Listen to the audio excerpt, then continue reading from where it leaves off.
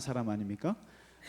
그 북이스라엘의 이제 시조인데 이 사람이 바알을 섬기고 우상을 섬겼거든요. 그래가지고 여로보암이 이제 우상 앞에서 이렇게 분향을 할 때 하나님의 선지자가 나타나서 거기다 대고 한 말이 있어요. 뭐라고 말하냐면은 제다나 여호와께서 이와 같이 말씀하시기를 다윗의 집안에서 요시아라 이름하는 아들을 낳으리니 그가 내 위에 분향하는 산당 제사장을 제물로 바칠 것이요 사람의 뼈를 태워버리리라 이렇게 얘기합니다. 그러니까 이제 북이스라엘이 지금 창건해 가지고 그 시조가 우상을 숭배할 때 그때 선지자가 300년 후에 태어날 요시아를 예언하는 장면입니다. 그 요시아라는 사람이 태어나서 그 사람이 아마 그 우상 숭배하는 제사장들을 불러 태워 죽이고 그 뼈가루를 완전히 빻아버릴 것이다. 이 예언을 하는데 이 예언이 오늘 이제 열왕기하죠. 열왕기하 23장에서 300년 만에 이제 이루어집니다. 그 다음에 열왕기하 23장으로 한번 보시면 딱 두 구절만 찾아보겠습니다. 왕하 23장 25절. 23장 25절에 이 요시아를 평가하는 역사의 한마디가 있습니다. 뭐냐면 23장 25절 한번 읽어보실까요? 시작. 요시아와 같이 마음을 다하며 뜻을 다하며 힘을 다하여 모세의 모든 율법을 따라 여호와께로 돌이킨 왕은 요시아 전에도 없었고 후에도 그와 같은 자가 없었더라. 그러니까 마음과 뜻과 힘을 다해서 그 하나님의 율법을 여호와께로 돌이킨 왕은 이전에도 없었고 이후에는 당연히 없다. 요시아 외에는 없다. 전무후무한 하나님의 율법을 돌이킨 유일한 왕으로 기록이 됩니다. 그러니까 히스기야도 못 따라간다는 겁니다. 이게 이런 이제 평가가 있습니다. 그러니까 300년 전에 요시아라는 사람이 예언이 됐었고 실제로 요시아는 그런 일을 행한 사람으로 이제 나오는데 이 사람의 인생이 참 이렇게 이 마음이 좀 이렇게 씁쓸한 면도 있고 참 대단한데 8살 때 왕이 됩니다. 8살 때 왕이 됐는데 어떤 시기냐면은 우리나라 정조대왕 같은 거예요. 그러니까 아버지가 신하들에게 비참하게 살해당하는 걸 7살 때 보는 거죠. 어렸을 때 그걸 보고 이제 사도세자 죽는 걸 보고 정조가 왕이 된 것처럼 굉장히 무서운 분위기에서 쉽게 말하면은 할아버지 므낫세가 55년 동안 온갖 나라를 망쳐놨잖아요. 망쳐놓고 그 다음에 아버지 아몬이 그 할아버지 따라하다가 2년 만에 처단됐거든요. 그러니까 그걸 보고 7살 된 이 요시아가 보고 8살에 딱 왕이 됐는데 얼마나 무서웠겠어요 이게요. 너도 그런 식으로 했다간 죽어 이런 분위기입니다 이게.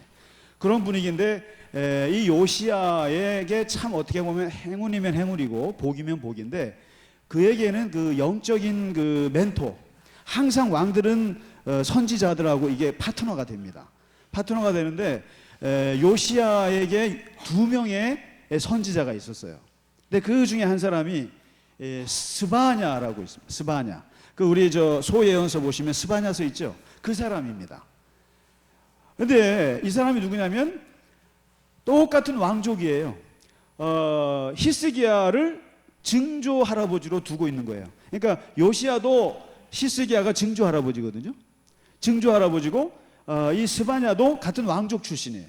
그래서 같은 증손자예요. 그러니까 같은 왕족이니까 마음을 둘 게 믿을 만한 게 왕족밖에 없는 거죠. 근데 이게 이제 스바냐는 삼촌이에요. 삼촌 같은 거예요. 그리고 삼촌하고 조카 같은 관계에서 어린 8살짜리 이 요시아를 영적인 그 교육을 누가 책임졌느냐? 스바냐가 책임을 졌어요. 그 다음에 이제 친구 같은 선지자가 누구냐면 그 유명한 예레미야입니다. 예레미야가 친구 같은 관계예요. 그래서 이 두 사람의 삼촌과 친구를 두고 어렸을 때 신앙 교육을 받았는데 이 스바냐가 어떻게 교육을 했는가를 보려면 스바냐서를 보면 압니다. 스바냐서의 핵심은 뭐냐면 하나님의 심판이에요. 그래서 아주 심판의 여러 종류들을 다 볼 수 있어요. 스바냐. 쉽게 말하면 자연의 심판, 바다의 심판부터 시작해서 인간의 심판은 모든 심판을 얘기하는데 이 스바냐가 조카 같은 요시아에게 어린아이에게 하나님의 심판에 대해서 가르치고, 그리고 여호와의 날, 그날은 심판의 날이다. 아주 어린아이에게 심판의 메시지를 굉장히 많이 가르쳤어요. 이게 그렇습니다. 어렸을 때 이게 심판의 메시지를 많이 배우고 자라잖아요. 그러면은 애들이 착해요.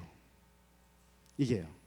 그리고 어린 나이에 하나님의 무서운 말씀을 듣고 자란 아이들은 좀 약할지 몰라도 착하고 잘못되지가 않아요. 굉장히 하나님 두려워하는 게 있어요. 그래서 여호와의 날은 심판의 날이다. 이게 이제 스바냐 삼촌으로부터 이게 요시아가 배운 게 있죠. 그렇게 자랐는데 결국 딱 왕이 된 지 8년째 되던 날, 이게 지금 다른 왕들하고는 달리 요시아는 어렸을 때의 신앙 프로세스를 기록합니다. 역대하가요. 참 이상해요. 8살 때 왕이 됐고, 그 다음에 16살 때 하나님 체험했다고 기록합니다. 하나님 체험. 뭐냐면 다윗의 하나님을 비로소 찾기 시작했다. 그래서 이 신앙에 눈을 떴다는 겁니다. 16살 때. 그래서 이제 이 말의 표현이 뭐냐면 이 스바냐 선지자의 영향을 받고 개인적으로 하나님에 대한 신앙에 눈을 뜨고 여호와 하나님을 이제 이게 믿기 시작했다는 거죠. 16살 때. 그러면 그런 자기의 개인적인 얘기를 해주고, 그 다음에 이제 20살 때, 왕이 된 지 12년째 되던 때 본격적인 개혁을 시작합니다. 12년 만에 시작하는데 처음에 펼쳤던 개혁이 뭐냐면 굉장히 과감합니다. 유다와 예루살렘 전역에 걸쳐서 청소를 하기 시작하는데, 어떻게 하냐면요, 여기 그 성경에 뭐 이거 보실 필요 없습니다. 그냥 헐고 찢고 빻고 뿌리고 불사르고예요. 그러니까 헐고, 뭘 헐입니까? 바알 제단, 모든 제단들을 다 헐어요. 그 다음에 찢고, 뭘 찍습니까? 태양신들 나무 조각들 다 찍어요. 다 찍어냅니다. 그 다음에 빻고, 뭡니까? 가루로 만들어서 불태워서 다 빻아버립니다. 우상들을. 그 다음에 뿌리고, 뭘 뿌렸겠습니까? 이게 바로 300년 전에 예언했던 게 이루어집니다. 우상숭배 제사장들을 죽여가지고 무덤에 뿌립니다. 굉장히 과감합니다. 그 다음에 제사장들의 그 뼈를 불태워버립니다. 화장시켜버립니다. 그러니까 이거를 어떻게 하냐면 예루살렘으로 시작해가지고 므낫세 온 지역으로 다 이거를 전국적으로 펼쳐버립니다. 그래서 요시아가 딱 나이 20살에 왕이 된 지 12년 만에 딱 작정을 하기 시작한 것이 전부 다 그냥 우상들을 제거하기 시작하는데, 무차별적으로 그냥 제거합니다. 근데 이게 할아버지가 아니죠.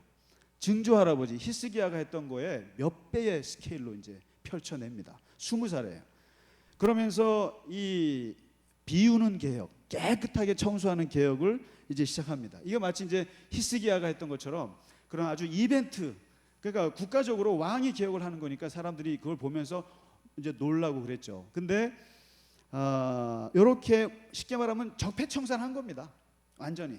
그러니까 우리 할아버지 므낫세가 55년 동안, 또 우리 아버지 아몬이 2년 동안, 그러니까 57년 동안 내려왔던 것을 이 요시아가 나이 20살에 그냥 한꺼번에 그냥 적폐청산하는 거예요. 쉽게 말하면 싹 지우면 전국적으로요. 그런데 바로 여기서 이 요시아의 개혁이 되게 위대한 게요, 바로 요까지가 히스기야 개혁하고 똑같습니다. 그러니까 없애는 개혁이에요, 이게요. 그러니까 과거의 나쁜 것들을 없애는 개혁으로 끝났는데 히스기야는 요까지만 했어요. 근데 요시아가 뭐가 위대하냐면은 그 다음 개혁을 했다라는 거예요. 그러니까 사람들은 우리가 개혁이라 그러면은 마치 적폐청산하고 부정부패 척결하고 감옥 집어넣고 뭐 이렇게 하면은 개혁이라고 생각하는데, 그거는 1단계라는 거예요. 그게 이제 히스기야가 했던 게 그겁니다. 그러니까 과거 청산하는 건 했어요. 근데 요시아는 머리가 굉장히 좋을 뿐만 아니라 하나님의 어떻게 보면 그 뭐 운이 좋았다고 그래야 될까요? 운이라고 그러면 안 되죠. 26살 때, 그러니까 6년 동안 치우는 작업을 하고 26살 때 아주 기가 막힌 일이 벌어집니다. 뭐냐면 성전을 청소 좀 합시다. 그래서 성전 청소를 한번 합시다. 그리고 리모델링을 합시다 그랬습니다. 리모델링을. 그래서 이제 성전 수리를 해야 되는데 그 성전을 수리하려면은 수리공들 월급 줘야 되잖아요. 그래가지고 월급을 어디서 주느냐? 그 성전에 들어온 헌금이 있지 않겠느냐?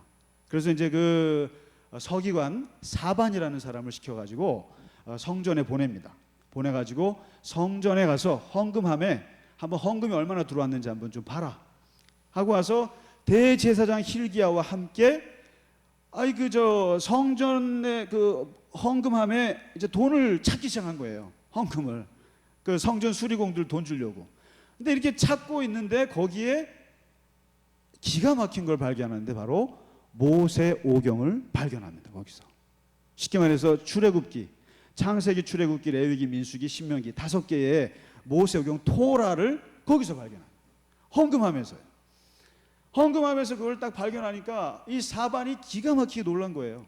그래갖고 이 사반이 이거를 이제 왕에게 갖다 줍니다. 요시야에게. 그러니까 읽어봐라 했더니 읽는데 바로 이 신명기의 말씀이 있습니다. 쫙 듣더니만 요시야가 옷을 찢어요. 눈물을 흘리고 그리고 너무 가슴을 치면서 회개하면서 우리가 왜 이 모양 이 꼴이 되었는지 알았다.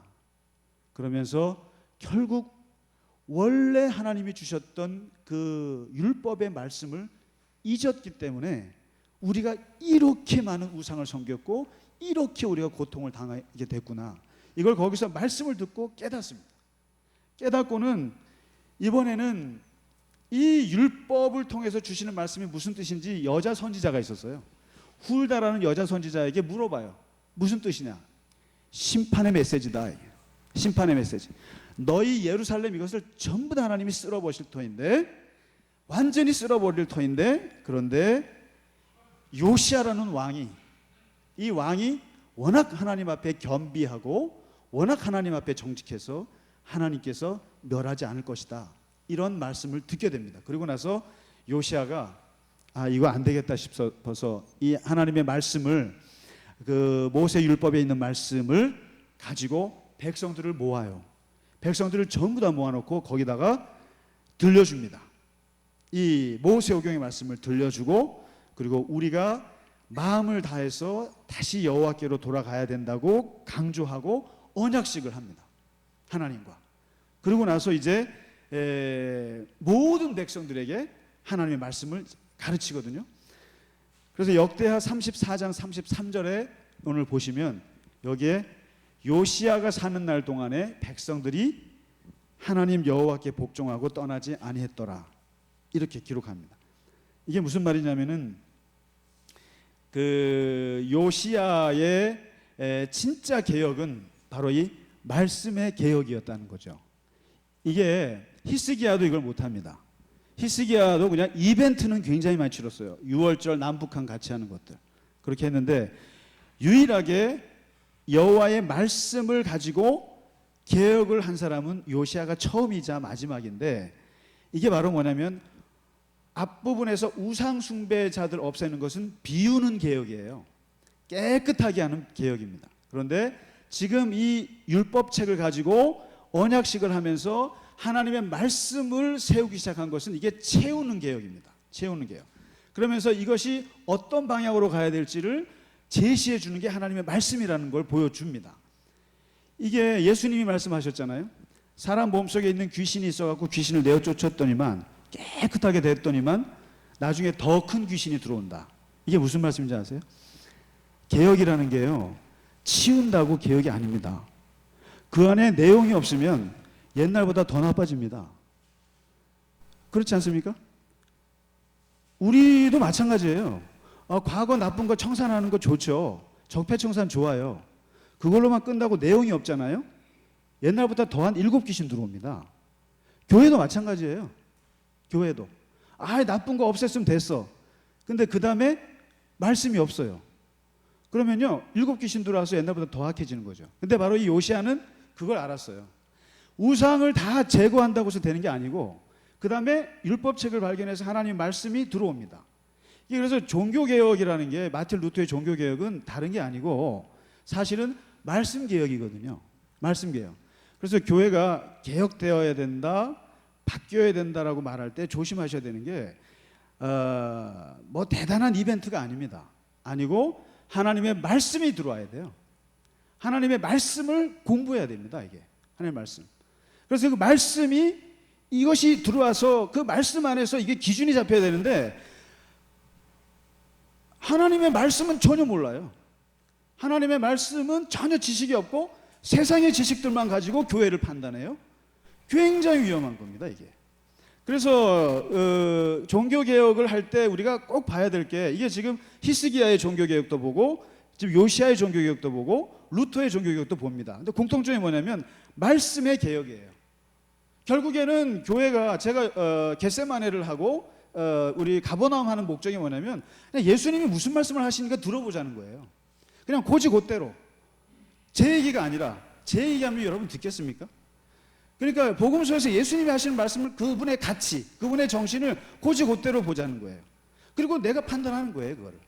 그러니까 하나님의 말씀을 그 말씀이 들어와야 되는데 말씀이 없고 그냥 이벤트만 돼버리면 그건 완전히 진짜 일곱 귀신 들어옵니다. 그러니까 예를 들면 마틴 루터가 그랬잖아요. 만인이 사제입니다. 목사만 사제가 아니라 교인들이 다 사제입니다라고 외쳤어요. 그렇게 말할 때 많은 사람들이 아, 평신도의 세상이 왔구나 이렇게 생각합니다.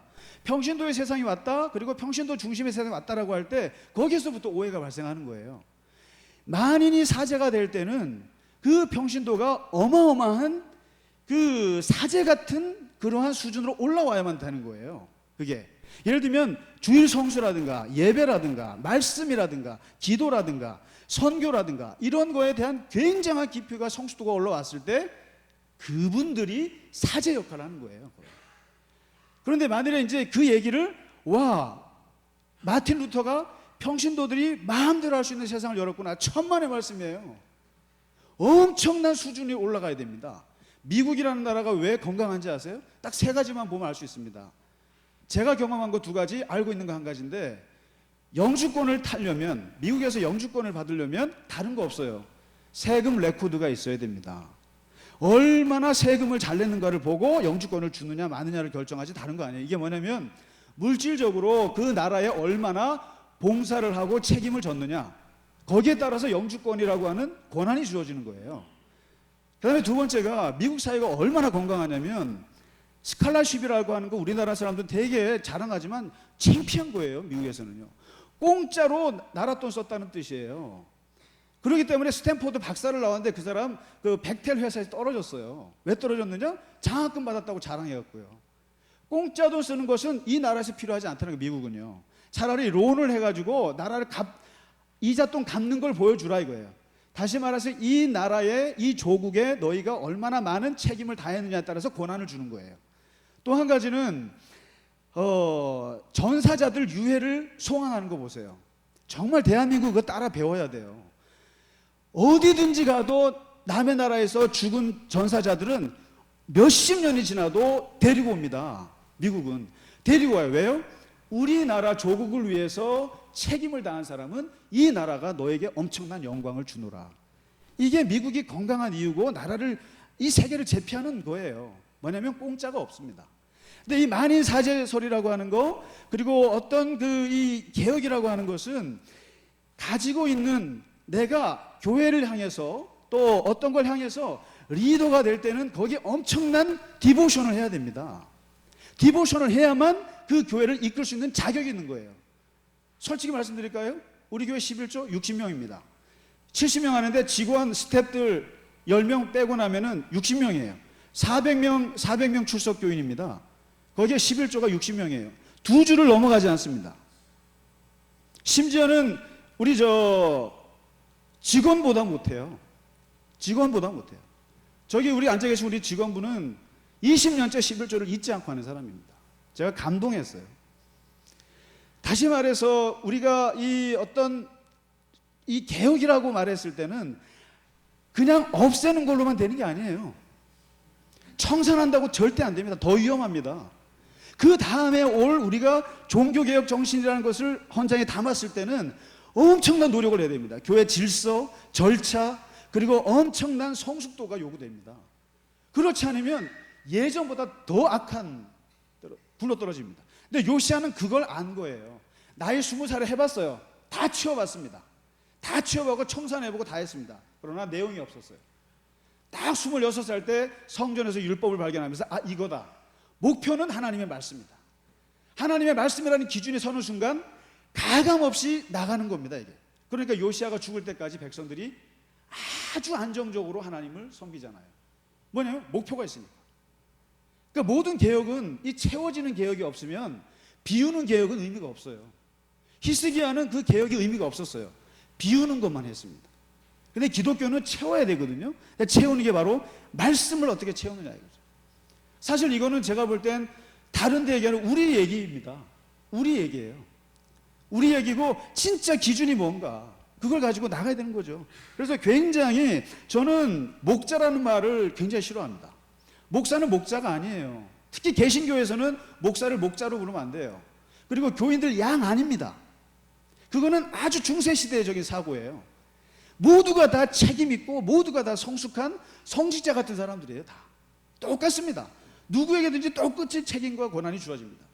목사는 말씀 부분에 대해서 조금 더 알 뿐이고 모두가 다 똑같은 그런 것이 있습니다.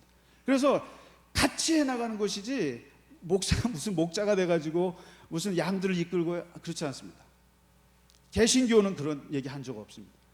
그렇기 때문에 누구든지 굉장한 그 말씀 안에서 성숙한 것이 없으면 그냥 차라리 옛날처럼 가는 게 나을 수도 있습니다. 그게 오늘 요시야 개혁의 아주 위대한 점입니다. 비우는 개혁과 채우는 개혁을 다 같이 했다는. 그러니까 이전에도 없었고 이후에도 없는 아주 역대 최고의 개혁가로 요시야가 남습니다. 그런데 나이 39에 죽습니다. 이 사람이요. 참 불쌍한 사람이에요. 근데 한순간에 판단 착오를 합니다. 이 사람이. 어떤 판단을 하냐면 국제 정세를 읽어내지 못합니다. 국제 정세를 착각을 했어요. 뭐냐면 이 지도 보시면 이제 이 요시아가 있을 때가 이제 바벨론, 지금의 이라크죠. 바벨론 시는 바벨론이 떠오르고 있었습니다. 그러니까 굉장히 지금 중국이 부상하는 것처럼 바벨론이 막 부상합니다. 그러면 항상 기존의 강국들이 견제하게 돼 있죠. 쇠락해가는 이집트, 그다음에 저기 아시리아가 쇠락해가고 저쪽에 바벨론이 떠오릅니다. 그때 이 쇠락해가는 두 제국이 힘을 합칩니다. 힘을 합쳐서 신흥 바벨론을 치기로 작정을 합니다. 그래서 여기 있는 이 애굽의 느고 바로 왕이 아수르의 왕을 만나기 위해서 길을 가는데 어디로 가면 해안길로 가야죠. 이 길밖에 없습니다. 이스라엘을 지나가야 됩니다. 쉽게 말하면 일본이 중국을 치기 위해서 한국을 건너가야 되듯이 이게 치러 갑니다. 이렇게 치러 가는데 요시야가 남의 영토에 남의 군대를 집어넣는 게 말이 되겠습니까? 그러니까 이제 요시야가 나옵니다. 막습니다. 이 느고를 막습니다. 어디서 막느냐면 바로 무깃도입니다. 무깃도. 우리가 3차 대전은 어디서 일어날까 할 때 아마겟돈 하시죠? 아마겟돈 때문에 벌어질 거라고 하잖아요. 근데 그게 바로 무깃도예요. 아마겟돈이 무깃도예요. 무깃도가 바로 여기고 이스라엘 평양, 여기가 가장 많은 전쟁이 일어났던 곳이고 아합과 이세벨이 피해 숙청을 당한 곳이 바로 여기예요. 이쪽 이스라엘.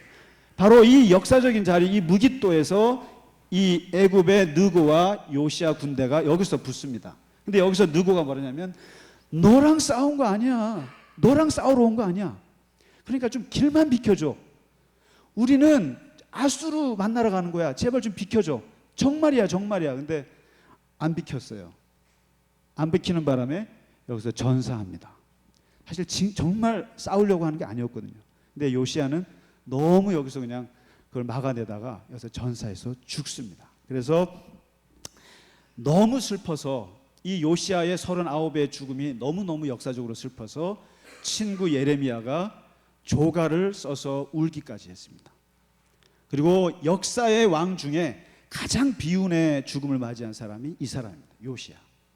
정말 이 사람은 역사에 남을 사람인데 죽음을 이렇게 맞이해서 딱 31년, 8살에 왕이 돼서 39까지 31년 종교개혁과 모든 것을 완벽하게 하고 비운의 죽음을 맞이한 왕입니다. 그래서 두 가지만 평가를 하자면, 하나는 이제 보시면 히스기야 괜찮았습니다. 그의 아들 므낫세 엉망이었습니다. 아몬 엉망이었습니다. 요시야 위대한 일을 했습니다. 그런데 하나님 앞에서 선하고 정직하고 의롭다고 해서 인생이 잘 풀리는 게 아니라는 것을 요시야를 통해서 보여줍니다. 만일에 이렇게 선하고 정직했으면은 이 요시야는 오래 살았어야 돼요. 이스라엘의 그 신명기 역사관에 따르면. 그런데 39에 죽고 하나님 앞에 악하고 불의하고 잔인하고 우상 숭배했던 사람이라고 해서 빨리 죽는 것도 아니에요. 대표적인 사람이 누굴까요? 므낫세잖아요. 55년을 해먹고 잘 죽었습니다. 그렇게 엉터리로 살았는데. 그래서 어떤 딸이 엄마한테 그랬대요. 엄마가 아껴 먹어. 저기 쌀도 흘리지 말고 항상 아껴 먹어야 돼. 그랬더니 4살 딸이 그러더래요. 엄마, 우리는 이렇게 아껴 먹는데 이렇게 가난해? 그러더랍니다. 이게 뭡니까? 아껴 쓰면은 잘 살아야 되잖아요. 그런데 인생은 아낀다고 해서 잘 사는 것도 아니라는 거죠. 바로 이 인생이 그렇습니다. 하나님 앞에 잘했다고 해서 이게 잘 풀리는 것도 아니고 못했다고 해서 안 되는 것도 아닌 거예요. 그래서 여기서부터 나온 게 뭐냐면은, 그렇지 아니할지라도 나는 그것만으로도 하나님 앞에 감사하고 살아가겠습니다라는 하박국의 신앙이 여기서 나옵니다. 잘하면 잘 되고 못하면 안 되고 그래야 되는데 인생이 그렇지 않다는 걸 보여줍니다. 그래서 기독교인들이 더욱더 그런 결과와 상관없이도 하나님 앞에 순종하겠다고 하는 되게 정금 같은 신앙이 여기서부터 나오는 거죠. 그 다음에 두 번째 요시야를 평가할 때 꼭 기억해야 될 것은, 이 55년 동안, 아버지까지 57년 동안 그 해왔던 부패의 사슬을 이 요시야의 31년만으로는 어렵다라는 것이었습니다. 아무리 요시야가 위대한 말씀의 개혁을 했어도 그 할아버지, 아버지 때에서 해놓은 죄가 너무 심해서 그걸 막아내지 못합니다. 막아내지 못하고 결국 39에 전사하고 나서 이제 다음 주는 순식간에 망하는 30년을 보겠습니다. 요시야가 마지막 불꽃이었습니다.